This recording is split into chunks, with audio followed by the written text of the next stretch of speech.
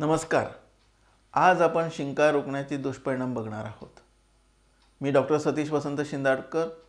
सततच्या बदलामुळे अनेकांना सर्दीचा त्रास होतो. सर्दी म्हटलं की डोकेदुखी, सतत शिंका इत्यादी गोष्टींमुळे आपण त्रस्त होत असतो.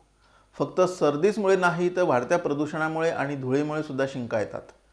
लागोपाठ शिंका आल्या की आपण घाबरून जातो. चार चौघांमध्ये बसलेले असताना शिंका आल्यास त्या आपण रोखतो. असे करणे हे आरोग्यासाठी घातक असते. शिंक का येते? जेव्हा एखादा धूलिकण नाकाच्या आत जातो तेव्हा नाकातील छोट्या केसांमध्ये तो अडकतो आणि तेथे इरिटेशन होऊन आत असणाऱ्या त्या धूलिकणास बाहेर टाकण्यासाठी अचानक नाकाच्या क्रियेत बदल होतो आणि शिंक येते. यामुळे नाकाची स्वच्छता होते. या शिंकणे क्रियेचा फायदा हा केवळ धूलिकण बाबत नसून बाह्य हानिकारक बॅक्टेरिया इत्यादींचा नाश करण्यासाठी देखील होत असतो. काही व्यक्तींना ॲलर्जीमुळे देखील एकाच वेळी आणि शक्यतो सकाळी भरपूर शिंका येतात. त्यासाठी वैद्यकीय सल्ला घेऊन चिकित्सा करून घ्यावी. पण शिंक रोखण्याचा प्रयत्न करू नये. शिंकत असताना नाक, तोंड यावर हातरुमाल धरावा, जेणेकरून आपल्या नाकातील जंतू, बॅक्टेरिया या माध्यमातून शरीराच्या बाहेर म्हणजे वातावरणात जाऊन दुसऱ्यांना इन्फेक्शन होणार आहेत त्याचा प्रतिबंध होईल.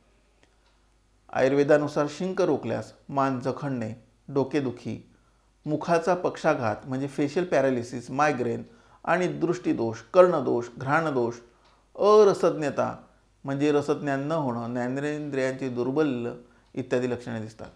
प्रत्यक्षात फेशियल फ्रॅक्चर, कानाचा पडदा फाटणे, ऐकू न येणे, छातीवर दाब पडून रिफ्रॅक्चर म्हणजे छातीच्या पिंजरातील एखादे हाड मोडणे, तसेच हृदयविकाराचा झटका देखील येऊ शकतो.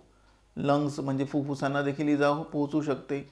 हर्निया, दृष्टी कमी होणे, स्पायनल इंजुरी म्हणजे पाठीच्या मणक्यात बारीक फ्रॅक्चर होणे, शरीरातील एखादी रक्तवाहिनी फाटणे, हेमॅटोमा म्हणजे रक्ताची गाठ मानेच्या परिसरात तयार होणे, व्होकल कॉर्ड म्हणजे स्वरयंत्राला जखम होणे इत्यादी होऊ शकतात.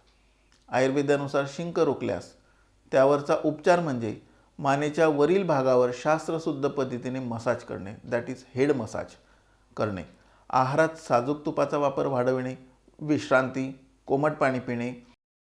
ज्या वातावरणात भरपूर धूळ आहे, प्रदूषण आहे तेथे जाणे टाळावे.